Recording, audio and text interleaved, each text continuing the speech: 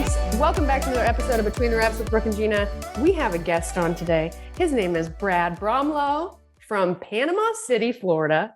Actually, I don't even know if that's where you're from, Brad. Is that where you're born So surprisingly, it's actually where I'm from, but Really? I moved back here. So I guess backstory on me, I went to the University of Florida, got an electrical engineering degree, and then I joined the Navy and I did nuclear power on submarines. I was stationed Wow. in Seattle, Washington, for most of my time. And then when I got out of the military, I moved to Houston, Texas.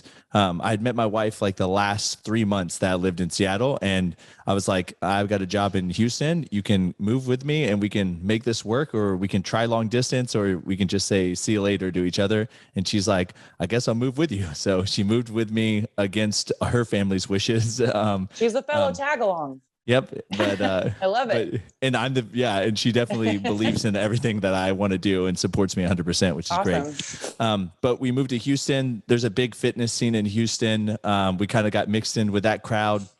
I actually took her to Rob and Dana's Warehouse Gym Camp in February of 2016. It was like one of the last ones they actually did.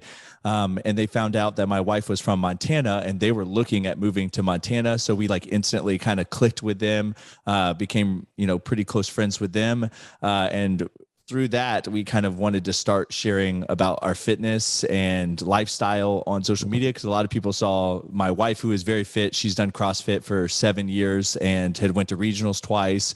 And they saw her and they're like, wow, that girl's really fit. And I'm pretty fit. So they're like, this couple's fit. Like, what do they do that they're both in such good shape? So we just kind of started sharing our lives on social media. And then about 3 years in, we started a cookie company because we just love sweets so much. And we were just like, hey, life's about balance. You can eat, really great all the time, but you got to enjoy it too. So that's where the cookie company comes into play. So we started Fat and Weird Cookie in 2018, quit our jobs and went all in on the cookie company. So and moved back to Panama City. So Dude, and I looked up your website. Oh my God, those cookies are insane. Gina, they are No, they're insane. I was like looking through and I was like, oh, you can get a monthly subscription? Yeah. What? Yeah, and Brooke actually got to do something pretty cool. When you come to our storefront, you can make your own cookie from scratch. Like you pick the base dough, you pick the mix-ins, and we bake it for you at the store. So Brooke got to do that when she came down for Cookie Fest. So that's something very cool. Yeah, they have like... What'd you put in there? Man, I don't even know if I remember. Dude, I feel like I have everything. Peanut butter for sure. Yeah, they have like little... almost like little pie tins, they look like. Yeah, they are. And they put all this stuff in there, and then you can just like you pick all. They have so many mix-ins to choose from, and then the little oven they put it through reminds me of like a big giant easy bake oven.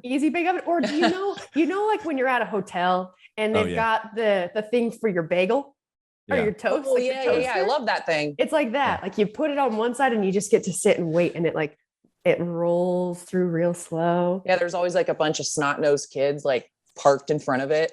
Right. Yeah. You're like, get out of here. It's they had ice cream. Use the tongs, damn it. They're just in there.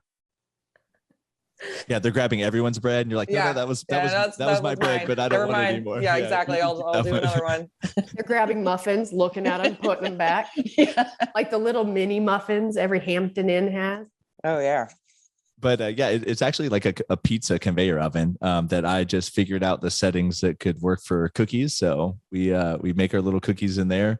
If you come to the storefront, you can make them from scratch. But yeah, that's really how Fat and Weird started. And then, like I said, Brooke was down here for Cookie Fest. I was essentially Googling cookie world records one day, and there's like the biggest cookie, and it's like someone made it on a baseball field, and I was like, yeah, I'm not going to attempt that. Wait, how would you even is that going to be any good? Let's be honest. Yeah, I don't taste good. I doubt it. Yeah. I don't know. I read about it, but they essentially had like aluminum foil that they kind of made like this makeshift oven and used like giant heaters that you would use in like your garage if it's winter, like those kind of heaters to like and blast. Then they just burn the whole city down on accident. Yeah, essentially they just like create a furnace and then they baked a cookie in there. So I don't even know what the requirement is. Like, does it have to taste good? Probably not, Yeah. But then I saw the most people dunking cookies in milk, and it was 30, just under 3,300 people. And I was like, I feel like I could get 3,300 people together, which I actually found out later. The Girl Scouts have the record And they actually just showed up at a hockey game that was already going on and just handed out cookies to people and had them dunk at the same time. So they feels didn't like that's not cheating. fair. That They feels didn't like have, like, cheating. they didn't That's have like an cheating. event to bring people in. So See, I assumed when we were there and I'd learned like who held the record. First of Yeah. all, I'm sitting there with Dana and they start talking about the Girl Scouts. And me and Dana are like, oh, we need to take this from those little kids.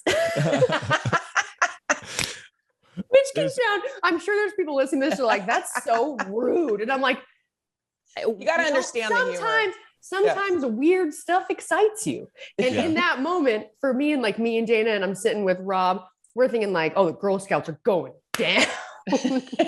But I assumed that they would have had like I don't know, like an event that they hosted. Like a big giant camp out with all the Girl Scouts from across the country. Well, yeah, because that wouldn't be cheating. I mean, cheating Girl Scouts is worse than cheating nuns, I think. Yeah.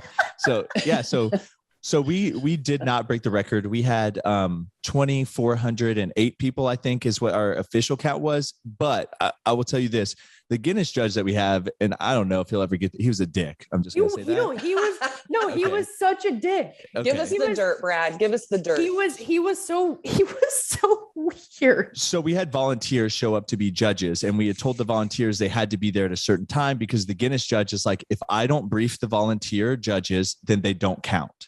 Well, lo and behold, only 50 judges showed up on time. So we already knew we weren't going to be able to break the record because each judge can only judge up to 50 people. So 50 people times 50 judges is only 2,500. So we knew no matter what, they weren't going to let us break the record. So going into it, we were kind of, which I found out later, I was too busy like with the event to like know these details, but Ashley and them already knew that we weren't going to be able to break the record because of just the judge situation. So we actually had 3,400 people show up to the event, not included vendors and stuff. So in my mind, we probably could have broken the record if everyone would have dunked and we had the right amount of judges. But at the end of the day, we learned a lot. It was our first ever event. I had a lot of fun. A lot of people that had kids had a lot of fun because there was like bounce houses and like inflatables for the kids. There was like axe throwing for adults.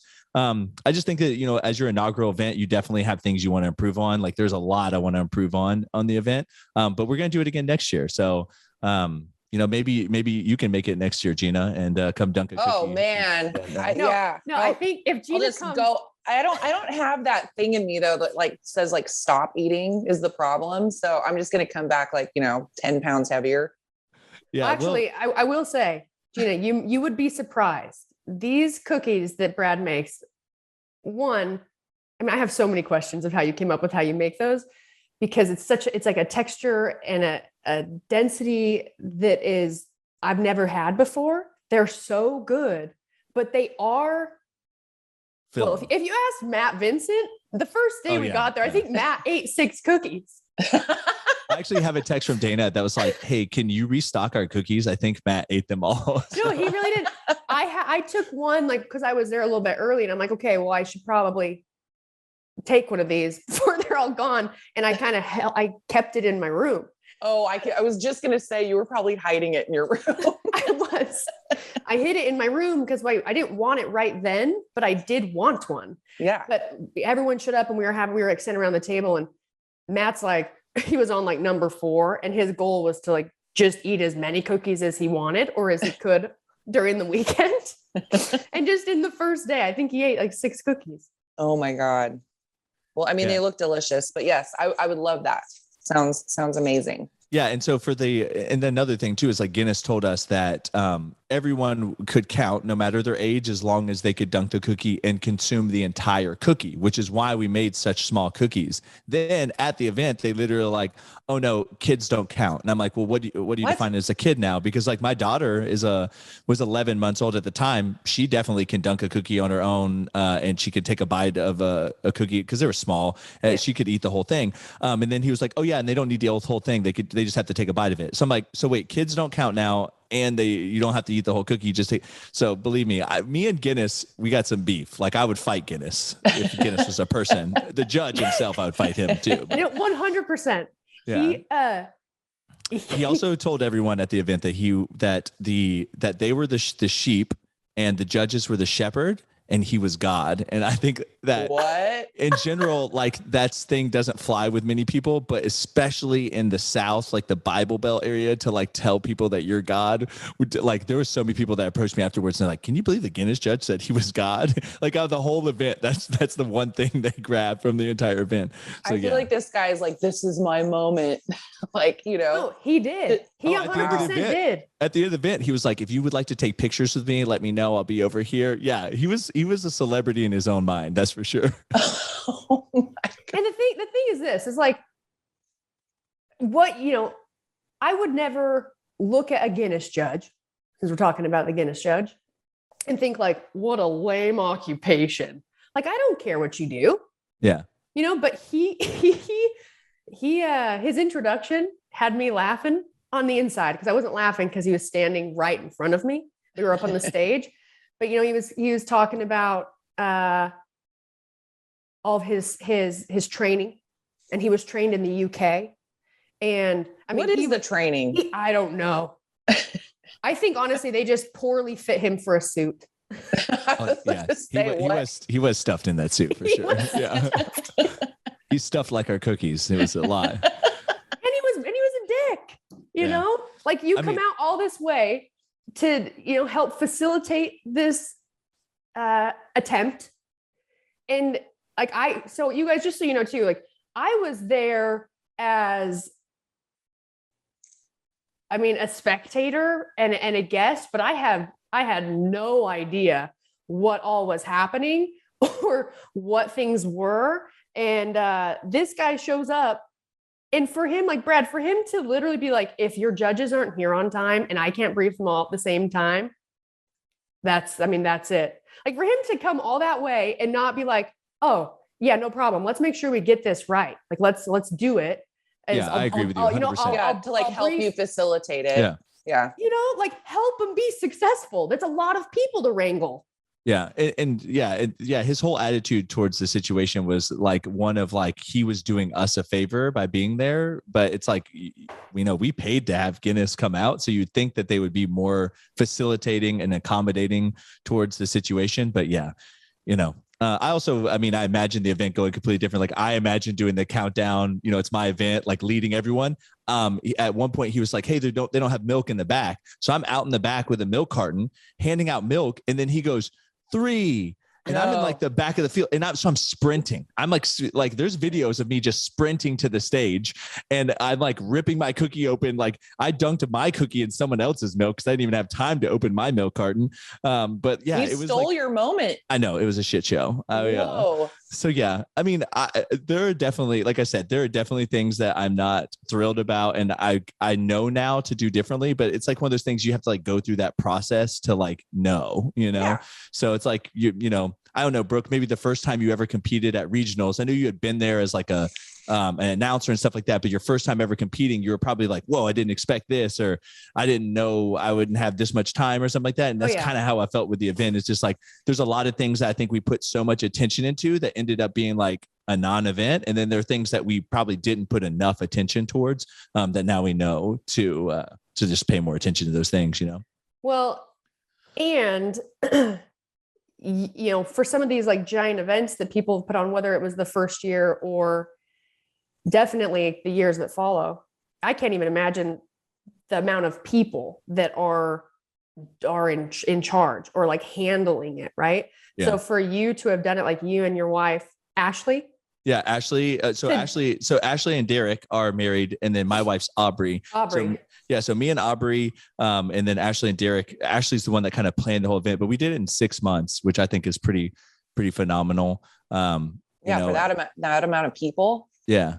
So we're, like I said, it's going to be February 25th of 2023. We've already picked out the date. And so we have like a whole pretty much year to plan it, and all the groundwork we've already laid. The hardest part was like, we didn't know how we were going to get the milk all the way up until like the last month. And finally we got a hold of the Dairy Farmers of America, and they donated all of the chocolate and, regular milk that we got to dunk in. So very cool. But yeah, so it was I don't know, it was a fun event at the end of the day.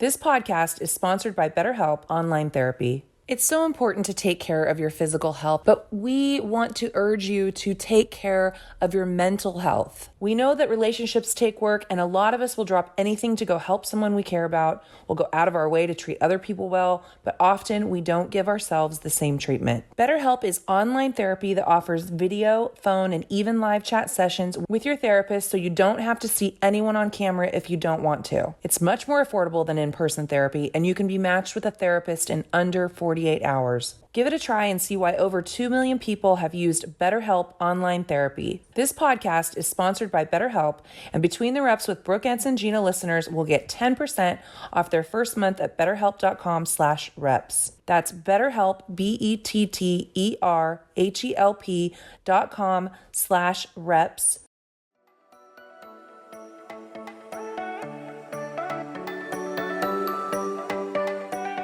I definitely got sunburnt. I don't know about you, Brooke, but I was toasted. So I think I got a little sunburnt. Where we were at majority of the time, we were on the stage, so I was in the shade. Right. And then when we were out at the run booth, I kept moving from in the sun because it was so hot in the sun.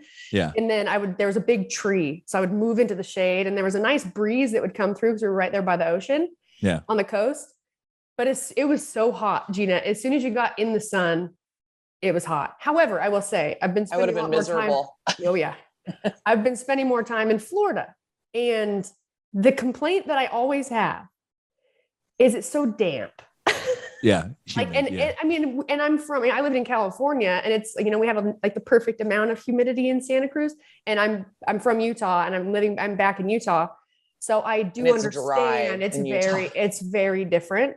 But I was so happy that when we were there in Panama City, we had that nice hot day, but the humidity wasn't bad. It wasn't super humid. So I was able to handle the heat a little more than I thought I would. Y'all had, we had amazing weather that whole weekend. So originally what happened is I reached out to Rob and was like, hey, Rob, would you come to this event called Cookie Fest if I held this event? Because I just really wanted to invite some of my friends down. And he's like, yeah, I'd come. He's like, in fact, I think, this was before Run Sups really had taken off with the new branding. He's like, it would be really fun for us to this be our first event because we're not going to do the Arnold or anything like that. So Run Sups could do an event down there. And I was like, okay, well, I'll rent you guys a house, and then you can just put all your athletes up in that house. And then, as it got closer, he reached out to me. He's like, hey, do you know any gyms? So Panama City CrossFit that you worked out at, my friend owns that. So I called him. I was like, hey, can we block off 2 hours? So I facilitated that little workout thing. And then I was like, I want to take everyone out on a booze cruise essentially, so that we can enjoy the weather, enjoy the sunset out on the ocean. So, and then I was like, and then Cookie Fest is the only other thing I wanted to schedule. I know you had a busy schedule with Run Sub stuff, but in general, we tried to keep the schedule light for all the influencers coming down so they really could just enjoy their time in Panama City because it is really pretty. It's a really pretty place to come. It was really pretty. So first of all, I've actually never even said thank you for doing all of that for Run. I had no idea. Yeah. Zero idea. I just knew I was going to Panama City. I actually didn't even know where that was when I first found out where we were going. And I do have a question because I did talk about on the podcast how there weren't what I anticipated Cookie Fest would be. I thought it was going to be cookies everywhere. Yeah. And then I learned it was actually mostly for the my cookie company. Yeah. Yeah. For your company and for and for that shitty Guinness guy. Yeah. But do you have any plans for next year? Are there other cookie companies that are, kind of, I guess, smaller in a sense that it's not like Toll House, smaller, Fat and Weird? Yeah, there's some local bakeries around here that we want to invite. My friend owns a really big cookie company in Detroit called Detroit Cookie Company. They have 5 or 6 locations over there. So I was going to invite him. I do want to turn it into a cookie event. So where we could have judges do the best stuffed cookie, the best flat cookie, or, the best chocolate chip cookie and stuff like that. As it kind of has gone on. Have judges for taste testing? Yeah. Gina, you can be a taste tester. Oh God. Yeah. No. maybe this would be perfect for Matt, Vincent, and Gina. Matt, Vincent, Yeah, and Gina will be our official taste testers. We've already got them lined up for next year. They'll taste test like, the best chocolate cookie, the best peanut butter cookie, everything. I'm not a good judge. No, but I will cheer them on. Like I said, great cheerleader.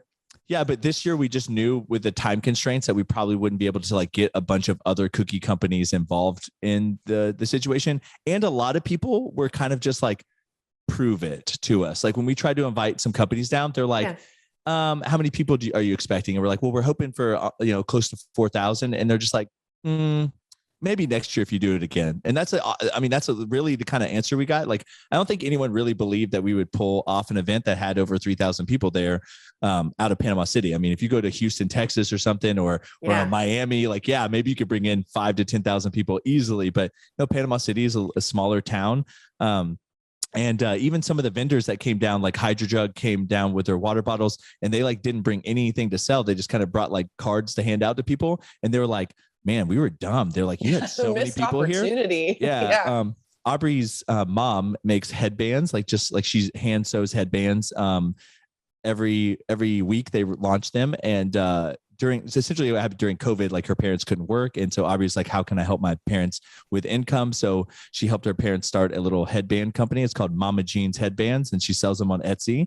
And so they brought their headbands down, and they had a line. I don't know if you saw it, Brooke, but they had the line at the other end that was like 45 minutes long to like buy headbands. They sold like 400 headbands while they were out there. And it was perfect for like, the event really did feel like such a like family friendly, like an afternoon in the park. Like when we would go to those like wine, like you know what I mean? What is Have you ever it been called? to like a food truck festival? Very similar to that. Yes, It's like more like people like are wandering around eating food and like shopping. Yeah, it's like an outdoor, almost like a farmer's market, truthfully. Probably like very similar to like a farmer's market. That's like my speed. Basically between like a farmer's market and hear me out on the book fair thing, because I will say the amount of people, not that many, but still a lot, a good amount of people there like thought it was such the worst insult.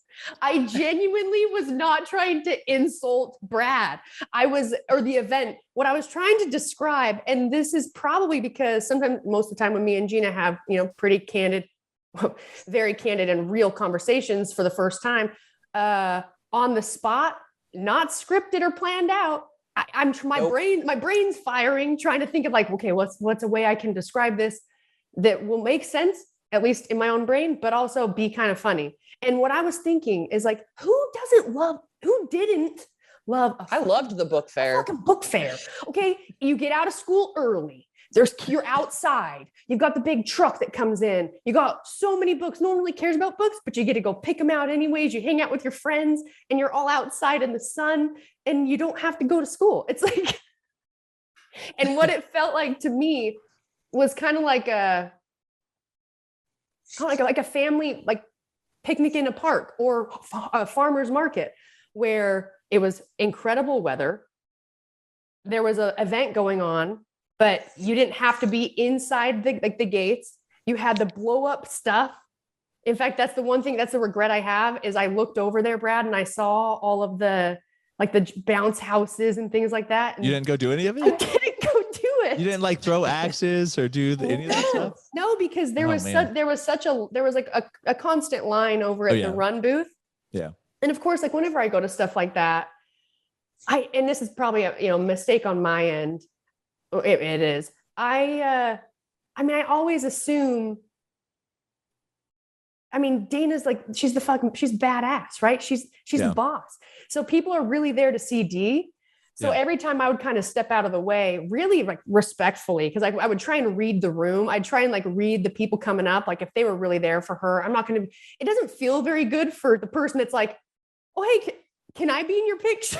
Well, so Brooke, that's exactly how I feel though, when people come to take pictures with Aubrey. Like, yes, I'm married to her, but like she has way more followers than me. So like all the time I'm like staying there and I'm like, do you want me in this picture too? Or like not, like, I'm totally cool if you don't, and they're like, no, you could be in the picture. And I'm like, I can step out. Like you can be. And you're like, I don't really know if I want to be. Yeah, I know, but I understand exactly how you feel on that. So I also understand how you guys feel.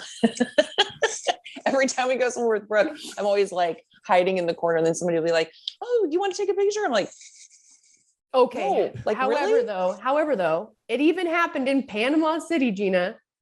Like What? one, I always underestimate, Brad, like when I go to some of these events that aren't, I guess, like CrossFit specific, because that was Right. my industry, right? I mean, I did branch out of CrossFit into like just other, I guess, Well, you've done film, so that's it's like cool. that. So, And then like I did branch into unintentionally, but like kind of like more of the conventional training, like me Right. and Dana had before her and I even met, we had a lot of the same people that followed us. That's actually how we facilitated getting like meeting each other. right. But I always underestimate the amount of people that like, actually are there to see me. And Gina, every time I always get so many people are like, "Where's Gina?" And I'm like, I know. She's very at flattering, home. but yeah, she's at home. She's just a regular person. Although I did tell people at Cookie Fest that I would make you come next year. So, and Brad's already, we've already Wow. he's already finding a different like jobs you can do. Maybe you just, Yeah. maybe you're just in charge of like, Can I be like, I want to wear like a mascot. Like I want to be a fat weird cookie? cookie. Oh, Yeah. you wear a cookie Yeah. hat there? I want to be a big fat weird cookie. Just like waving people in. Like, come on, let's go. Well, at VitCon, I was the one running up and down Brooke's line, sunscreening everyone. Oh man, I'll bring the I could have used sunscreen. that, man. Yeah, see, I'll be Yeah. your sunscreen she's girl, she's and not in a weird way. Yeah. You know, I'm not She's creepy about it. she's a mom. My She's like, my Yeah, I'm a mom. my sister is a dermatology PA, and she joked that she's going to set up a sunscreen booth there next time because she's like the amount of people getting sunburnt just like made her so mad. Like she's the one that's like every time she sees me, she's like, "Do you have sunscreen on?" You know, she's that person. I'm now. with her. I am that So, yeah. person. So yeah, we would get along very well. Yeah. You should Just sneaking up behind people. You know, Brad, Just you'll have rub it to in, run away. you'll have to have a booth with like merch where you have hats. Oh yeah, I know. I could have used like a big bucket hat, honestly. That's what I needed. So, but maybe next year too, what we'll do is ask the vendors to come a little bit earlier. And then that way, before the event opens, like everyone can go like play all the games before there's a line and stuff like that. So, yeah, it's like get early access. Early access. Yeah. You know, Be like maybe- we could just go like the night before and like tailgate it. Just the people that are yeah, that are working exactly. it. We tailgate Cookie Fest with just axe throwing and I don't Bounce know houses. sumo wrestling. I just Get imagine big- everybody getting drunk and then the whole place is fucked up for the day of, is what I'm thinking. It's like, It's pretty much a big open field, so you really can't ruin anything. no, you can't so, ruin it. All right. No. Gina, do you remember those like big? I think you've done it before. The big sumo wrestler outfits, Oh, yes. We have video of that. I got Or- taken out. or those bubbles you can wear and like play bubble soccer. Brad, Yeah, have so you, that- have you ever played that? No, I but that haven't whole done that. field back there was open to us, so we could definitely set up more activities. And I like I said, like I think now all the vendors that came, they all were like, "I want to come back next year."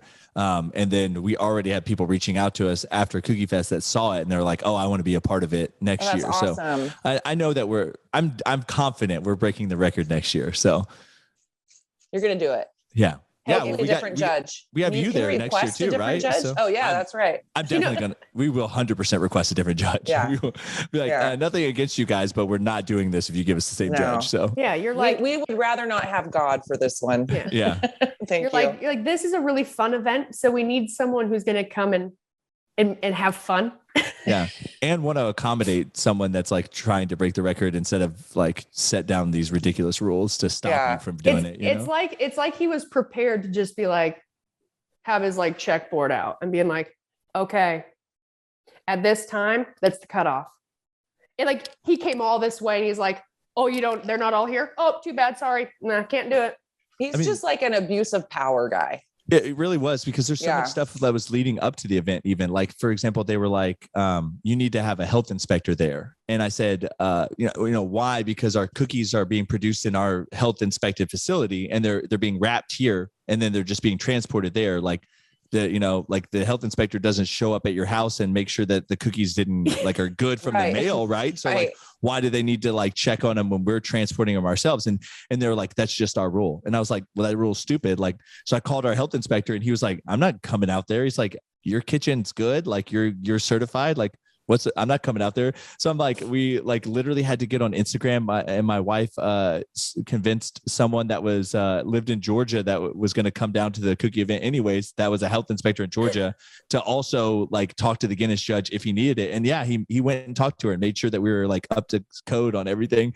And Dude, just like that's insane. there was just like there's just a bunch of extra ridiculous rules that were put into place that I almost felt like they didn't want us to break the record, you know? Yeah, like the Girl Scouts paid him off. Yeah. I think the Girl Scouts, they have an inside person, I think, you know? Yes. Sneaky little suckers. I mean, he looks like he might really enjoy Girl Scout cookies, so maybe he was the inside guy. Yeah. I mean, I do love Samoas.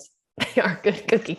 I mean, I think everyone loves Thin Mints and Samoas. I feel like that's probably Samoa's my favorite. So, yeah. I think those are the only two that people really I heard some people like tag-alongs. I don't know. They're the peanut butter ones. Yeah, that's true. So that's about it.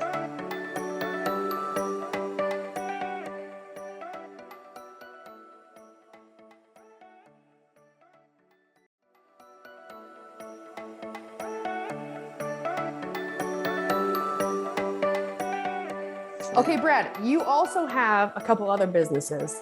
Yeah. So our original start was online coaching. I think that's like every fitness influencer's start into the fitness realm is like they start out because everyone's like, hey, what do you do? And they're like, oh, here's some workout plans that I made, you know, and then eventually it's like too many people are asking you, you have to start charging for it. So that's originally, and my wife still actually does that. It's called Memories Over Macros. And she has 2 registered dietitians and then like 3 or 4 NASM certified personal trainers that work underneath them. Some of them are collegiate athletes that played soccer at, University of Houston and baseball at different colleges. And then we also own a clothing company called Motive, MODIV. And we just launched that in January of last year with partners. Derek and Ashley are 2 of the partners, and then Daniel and Jess are the other ones. But Derek had worked for Alpha Elite doing distribution since they started. And the company just went a different direction than he wanted to go. So, they left Alpha Elite and we started Motive, and that's been a lot of fun, but way more work than I thought it was. Like clothing companies are a lot of work. I was going to say, how's that going? I was going to say, I was watching Brooke go through the whole thing and I was like, whoa, this is so much more than you think it is. Yeah. So we have a designer that has like 30 years of experience, and he's really, really been helpful to us. He's worked with huge companies before. Like he has friends that work at Lululemon. So like he's very, very smart. And he's definitely helped us tremendously through this entire process. But truthfully, it's just like one of those things. It's just way more time intensive than I think a lot of people, think about it, and sourcing the materials, like getting the cuts right. And then like finding a model to fit stuff on. And then just like what we've learned is just like, everyone's body's so different, and especially females, and not in any kind of negative way, just like people's hip settings versus waist, and then like their legs in general, shapes and sizes. I just feel like the sizes for women is just like much more vast and different than it is for men. Like men in general, I feel like are pretty standard size, but like women are not. And so like you try to fit something and then it just like doesn't work for certain body types. So then you like come up with something else, and it's like, so yeah, I understand now why like women, when they find something they love or a brand they love, they just like, they don't leave that brand. It's because it's just very hard to find things that fit, but it's been a lot of fun. It has been fun, and we're doing it. So it's going. Well, it seems to me like the clothing industry, it's harder the more you care about it. Yeah. Because it'd be really easy to put something out there because there's so many things that you can just like buy and be like, okay, yeah. But like, if you actually give a shit about how they fit people, then yeah, it's a giant, I mean, I wouldn't say pain in the ass, but it's just so much more work than people realize. Yeah. And I think you take everything personally when you're a business owner. Like when people like don't like our cookies, like it kind of like hurts my heart, like if it was just like some like, if it wasn't your cookie company and you were just like worked there, you'd be like, oh yeah, whatever. But it's like every single cookie we've ever come up with, like I've had some part in that, whether it was just me like tasting the recipe and approving it or not. But like I play a part in every single cookie. So like when someone's like, oh, these cookies aren't that good, I'm like, it's your baby. It really is, and so I think Did you that's call why my kid ugly. Yeah, that's really it. It's just like it's not that it's a bad cookie. You just it just doesn't fit your taste. Okay. Like, you know, and I think I've also learned to give other small businesses so much more grace now that I have a small business. It's just like, instead of like roasting them or whatever, I'm just like, you know what? It's not something I enjoy, but I do see how other people could enjoy this, you know? I think everyone is just out there trying to make it, you know, they're just trying their best to make it through life. And I mean, obviously there are people that are doing it the right way and the wrong way, but you know, I that's what I've learned is like, if something isn't up to my standards or I don't like it, I just choose not to talk about it and just share the things I do like and enjoy, because I don't want to like kick somebody when they're already down or something like that, you know? So that's just something that, you know, has changed since I've had my business and everything. Oh yeah. It's a good rule of thumb. Yeah. So Brad, what's the first flavor of cookie that you guys? I'm looking at them right now. Oh, so we launched our very first ever launch. We launched 6 different cookie flavors, and 2 of them are no longer on the menu. As we just like grew, they were just the lower sellers, so we've just gotten rid of them. But the original 6 that we launched was the Brad, which was my favorite. It's just like oatmeal chocolate chip and has like 3 types of. It's just like your classic tons of chocolate oatmeal cookie. We had one called Grandpa's Pocket, which isn't there anymore, but it was like an oatmeal butterscotch craisin cookie. I was gonna say, is it a Werther's original? Yeah. It reminded, the reason we named it that. Well, Grandpa always has a Werther's. Grandpa always has a Werther's in his pocket. We joked it would be like the stuff you'd find in your grandpa's pockets, which would be like craisins, like some kind of trail mix, probably, you know, and Werther's originals. So like, you know, all of our cookie names, we try to be like fun with, you know, what they are. But then we had a salted caramel cookie, which was Big Sexy. That's the one I want. I'm looking at it right now. Yeah, people love that one. Holy crap. And then we had one called the Pudge, which we still have, which is our peanut butter cookie with a Reese's peanut butter cup on the inside. But at the time we used to stick it on top, but in shipping it would melt and people would complain. So I was like, okay, let's put it on the inside and then they won't complain. Yeah. But it's like, you know, it's like chocolate smears on your package. Like we would get emails like, oh, my cookie melted inside. Like I need a new one. And so I'm like, you know, it's 100 degrees outside. I can't prevent that from happening. So we know this trick. So we just stuffed it in there. We had one called the Golden Boy, which was like a chocolate chip walnut. And it was supposed to be like, just like a classic, you know, the Golden Boy, like everyone's favorite child, your chocolate chip, you know, cookie. And then Black Beauty, which is our Oreo cookies and cream cookie. So it's made with the same cocoa powder that Oreo uses to make their Oreos. So that's what gives it that like dark color. And then we stuff it with a cookies and cream frosting that we make. So, well, they look amazing. I was going to ask you a question. When you order them, do they just come in one or?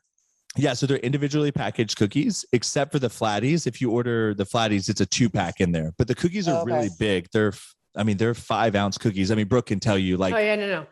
They're big. In fact, that's why I wanted to actually, my next question, Brad. I was thinking this while I was there. I just didn't actually, sometimes I speak to people in my mind. In your head? Like I'll respond to texts sometimes in my head and don't remember to text people back. When you and Aubrey first were, because you loved cookies, was there a process of maybe you were like, you loved to make them and you know, always kind of, if you went to a new place, you'd always find a local cookie company, or you would kind of try different ones and kind of see what things were you liked, things you didn't really like. And then how did you come up with the recipe for these and just the pure mass of the cookie, Jeanna, is like, oh, I'm looking at it. Yeah. Yeah. You're not kidding. And they do, you guys, if you look at Fat and Weird cookies online, they do look exactly how they look on the internet. It is the same. They are big and beautiful. So how it started was when my wife and I would go on like trips. So like when we go to like the Dallas Europa, like any of the fitness expos, like I would go ahead of time and go online and find like donuts and cookies, any dessert shop, any dessert. Cause like we didn't my wife is like huge donut lover. Like she loves donuts and I'm like the cookie person, but in general, we just love sweets. So anytime we go on a trip, like I would have a list of places and we'd be like hitting up all these places every time we go on a trip. And then since I love cookies so much, for my birthday, April of 2018, she asked people to send cookies to our house. And at that time, she had like 100,000 followers on Instagram. Oh my God. So we had a lot of cookies sent to our house. We had a PO box, and when I showed up to get our mail, the guy handed me like 3 of those like sacks that are like 3 feet tall, just full of packages. Oh my gosh. And they started calling me the birthday boy every time I came in there because all of them said like happy birthday on it and stuff, So we opened it up, and I literally had like thousands of cookies sent to our house, and we just started like trying them. Some of them were like from Levain Bakery in New York City, like very classic bakeries. Some of them were from like small local bakeries. Some of them were homemade. And I was like, Aubrey, are we going to die? She's like, maybe. I was like, I know. I was going to say, I was a little worried. I did it for the cookies. So. Yeah. But we tried them all. And I was like, I feel like there's a market of cookies missing where people try to like create a flavor profile rather than just like take cookie dough and like shove candy in it. Cause I mean, you've probably been to like a cookie place. It's like, yo, what's in there? And they're like, oh, it's got like Snickers and Twix and like everything. And you're like, oh, okay. Like, but there's no like cohesive theme. So I wanted to start a cookie company that like the cookies had like an idea behind it. So like we've done a creme brulee cookie. We've done a maple blueberry pancake cookie. We've done a margarita cookie. We've done, we take things that aren't made into cookies, like any kind of dessert, and then like cookify them, I guess, like make it into a cookie version. We've done an apple pie cookie. We've done, I don't know. At this point, we've done so many flavors. It's like probably over 100, but that's really how the idea started. And so I talked to my aunt who is like trained in baking, and I was like, hey, can we, like, do you think we could do this? And when she first started with me, she was like, you want to put an entire like Reese's cup inside of a cookie? And I'm like, yeah, I want it to be like this big, like peanut butter Reese's situation, And she's like, I don't know about that. She was just very classical, And so I had to like push the envelope with her, but she helped us design all the recipes and everything. And now she does like cupcakes for catering, and she's started to put like edible cookie dough inside of cupcakes and stuff. And she's like, you helped me kind of get outside the box. But yeah, that's really how the cookie company started, was just that whole idea. And then right when we started the cookie company, we actually did a road trip where we started in Panama City, Florida, and we drove and stopped like every 4 hours all the way up to Portland, Maine, through Vermont, into Niagara Falls, and then went up to Toronto, came out the other side, Detroit, Chicago, all the way back down to Houston, Texas. 12-week long road trip. We pulled a camper and we just parked in front of like our followers' houses and just plugged our camper in there. And we like ate food at all those places. Like in Chicago, we went to Giordano's Pizza, Illuminati's Pizzas, and then Fire Cakes Donuts, Stan's Donuts, and Do Right's Donuts all in one day. Oh, wow. And then we'd have meetups with our followers the entire way. And that was a lot of fun. And we definitely learned a lot about baking and cooking that way, because we got to try cookie companies and sweets from like all across the US, like the whole Northeast side. We stopped at the Ben and Jerry's factory in Vermont, got to try like fresh ice cream directly from the Ben and Jerry's factory. So I don't know. I just have a love of sweets. Like I love all things sweet. Like I probably eat at least a cookie a day. I don't know. I love it. So everyone's like, how do they stay so fit? Yeah, it's a lot of balance. I think Right. I eat a lot of cookies every day. That means that like my carbs and fat sources are pretty low otherwise, Yeah. Right. But yeah, I mean, it's what you got to like make your diet work for you, right? I don't want to be miserable for my whole life, like dieting a certain way. Like, oh, I got to eat, chicken and rice. It's like, well, maybe I don't want rice. Maybe I'd rather just eat the chicken and forgo the rice so that my carbs can be a cookie. So, right. Yeah. Hey, we do that. Me and Gina do that all the time. Yeah. Huge advocates of that. I remember when I was, for a long time, I never ate whole eggs because of the fat. Yeah. Because like when I was in San You wanted bacon. we would eat bacon. We love going to breakfast, like going to breakfast or going to brunch, after you train is one of our favorite pastimes. And we would get egg whites because we loved getting bacon. And that's actually, it makes so much sense, right? Like you said, like, what you want. We know in a whole day with diet, like what our protein, fats, carbs are. So if you know that you're going to go to dinner with friends or family, or going on like a date with your wife, or you have a barbecue coming up, or it's a holiday, you make adjustments so you can enjoy yourself with the things that you really want.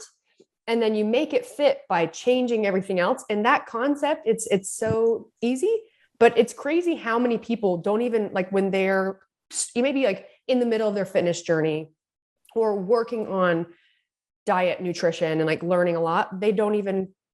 It's like such a foreign concept that it's not considered. It doesn't make sense at first until they hear someone like you, Brad, or me, or someone who is very fit and very active, but lives a very balanced life. And I, me and Jeanna talk about that a lot on here, just promoting balance, because, if you cut out some of those things that you enjoy for too long or too much, you can be miserable, Yeah, I Well, it found feels that. like it's either like all or nothing. Then you have these like huge spikes, these up, down, up, down, up, down. Yeah, I tell people the moment you tell yourself, "Oh, I can't eat pizza," is the moment you're going to crave pizza all the time now. And the way I like to explain it to people is like your macros are like a budget, right? So if you knew that you were going to go to the arcade at the end of the day with your friends, you would want to have as much money as possible to play games at the arcade with.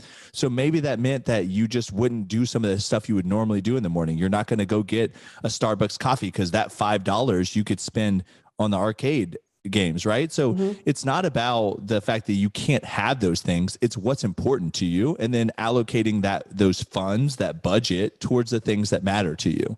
So, It's a great analogy. That's a great way to put it. Yeah.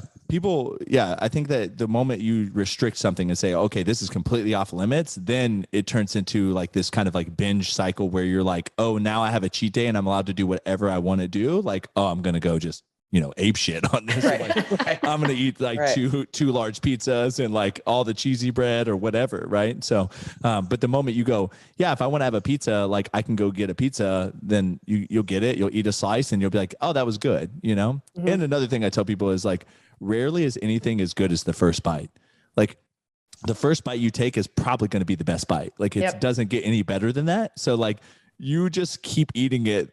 It's not going to get better. So it's like, just enjoy your first bites or that one slice of pizza, and then be like, okay, now tomorrow, whenever I want pizza again, I'm going to have another slice of pizza. You don't have to finish the whole pizza right then and there.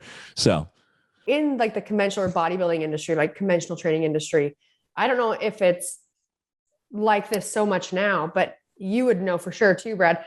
It's like the cheat day thing became really big. Oh yeah. And not only just in that type of training, in CrossFit too, people love their cheat day. I mean, I remember there's some CrossFit YouTube channels that are massive just off of cheat days. Cheat days. Yeah. I remember like going grocery shopping the night before my cheat day. And every cheat day, the first thing I ate every morning, I'd get out of bed and I'd literally run to my kitchen and I would eat a Reese's peanut butter big cup for breakfast. But it's like, it's just such an unhealthy, like in the moment, it can be fun. Like the idea around it can be fun, right? Like you prepare for it. It's like, all right. It's like you're on a basketball team. It's like, this is what we've been training for. It's just this one day that you can create all this hype around. But the issue is it's just not great long-term. No. And it can,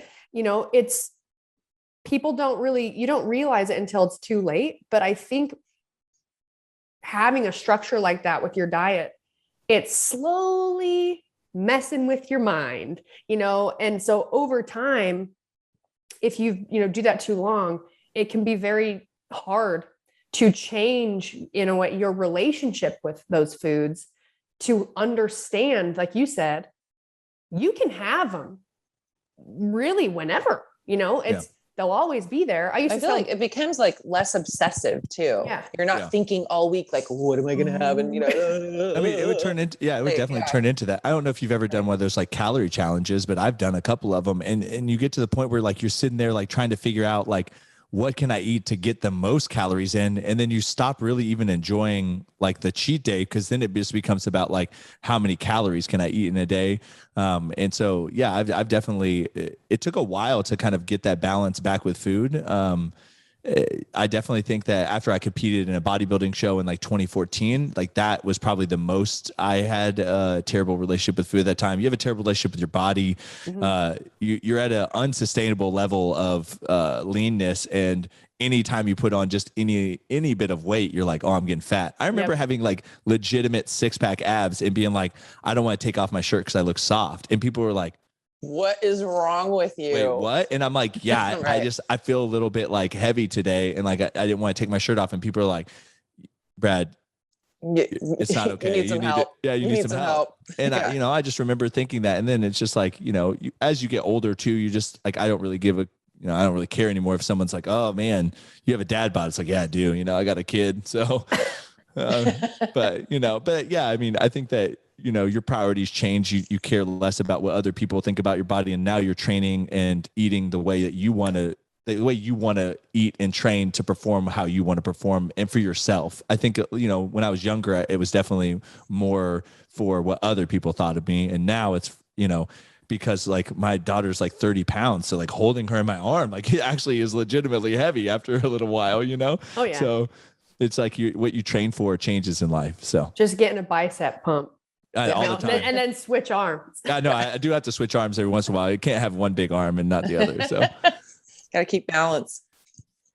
Right. Well, I would love for you, Brad, before we sign off, is to share everywhere people can find you, and also re-mention Aubrey's training company. I think you said it was Memories Over Macros, right? Yeah. We actually trademarked the phrase Memories Over Macros. I'm sure you've heard that a lot. We actually started that phrase like in 2016, like saying it. And it was, I think a lot of people treat that phrase as like a YOLO moment, like, oh, I'm going to go out and like eat whatever I want. But we always intended it to be like, when you go to a family event, like don't be so focused on like hitting your macros that you can't enjoy the event. It wasn't about like, okay, turn this into a calorie challenge, right? It was more about like, hey, enjoy the food, enjoy the people, and don't worry about like what your macros turn out to be at that event. Like just have a good time. Not like, hey, see how many slices of pecan pie you can put down. Right, You know what I mean? Right. But Don't ever forget it. Yeah, but that's how that started out. Because, we joke that like when you're, older, like when you're, 50, 60 years old and you're sitting back and reflecting on Cookie Fest and stuff like that, you're not going to think about like, oh, like, what did I look like or whatever. You're going to remember the people you're with and the things that you did. You're not going to remember those things. So, you're like I went to this Cookie Fest. Oh, did you have any cookies? No, I didn't have any because it didn't fit my macros. I didn't fit my macros. Man, and it's like in the moment, you're like making a decision, you stand behind it. But that's true. I like the Memories Over Macros because down the road, like Jeanna always loves to remind me of like, we just keep getting older and we just keep changing. And it's just the way that it is. Like, and whatever you're focused on right now, there's just going to be something worse down the line. Yes. Yeah. So it's not like to make it sound bad. It's just enjoy what you have when you have it in the moment. Cause it's more, being present in your life. And be like, I don't know why I felt so bad about myself. I looked so great. Yeah. It's like, but you didn't feel it in the moment. And you gotta, cause I'm telling you, it's just all going to get worse. Well, regret is focused on the past, and anxiety is focusing on the present or on the future. So, but if you live in the present, then you don't have either of those things. So I agree 100% with what you're saying. Yeah. But yeah, so my wife's Instagram is Aubrey B, AUBRIEB. She's the better looking one. I wouldn't say funnier. I'm probably the funnier one, but yeah, she's majority better than me in all things. So, and then mine is at B Bromlow, just B Bromlow. And then we have Fat and Weird Cookie is at Fat and Weird Cookie. And then Motive Brand is at Motive Brand. And then which was MODIV. Yep. MODIV. And then Memories Over Macros is memories over macros. But yeah. And then all of those socials. I mean, if you go to one of our socials, you'll find the rest of them. Right. So it's not a huge deal to plug it all out there. So, but no, I really appreciate you having me on here. This was a lot of fun. If you ever want to talk about any of the other crazy things I've done, we could talk about military stuff or whatever. Oh yeah. I want to hear about the nuclear submarine. Yeah, no, let's we had that's for another day. Yeah, we had Navy SEALs and divers that would ride. And I actually went through dive school out here through like the dive school, the same dive school that like EOD and everyone goes through out here in Panama City. So next time you come, Brooke, I actually know the dive instructors. You want to tour the dive school facility. Yeah. It's a lot of fun. They take you underwater and then beat the shit out of you. And so if there's a class going on, you can like watch them it's called underwater confidence training. And that's what they do. But yeah, that's a side thing. But yeah, No, we definitely check that out. we should definitely, we'll have you back on, and we would love to hear all about all that stuff. Yeah, it was definitely an interesting thing to balance fitness with deployments in a submarine, because submarines are not very big. So That's true. I mean, I wouldn't know firsthand, I never thought about that. but I've seen a lot of movies. yeah, there's not a lot of workout equipment. For Red October. There's not a lot of workout equipment and not a lot of food. So Yeah. Good point. yeah. All right. But Well, you guys. thank you again for having me. I appreciate it. Oh, Brad, It was so great to meet you. Yeah. Nice to meet you too. And if you guys are listening, you already have the date, February 25th you were of right. 2023. And if you come to Panama City, you will get to attempt to dunk Jeanna in a dunk tank. Yeah, right. Oh, we got to make it happen now. Brooke said it. We're You gonna build a guys dunk see tank. it. We're gonna I build a just dunk see tank with milk, and With Gina's milk. gonna be wearing a And then cookie everyone's costume. You'll wear a cookie costume. And the 3, 2, 1 is actually Gina is gonna be dunked into the milk.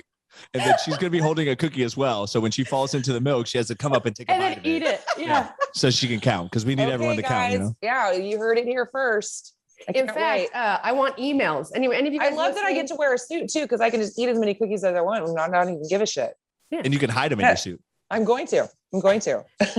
I'm just picturing you just like milky, but like reaching in your like wet, milky outfit, finding cookies.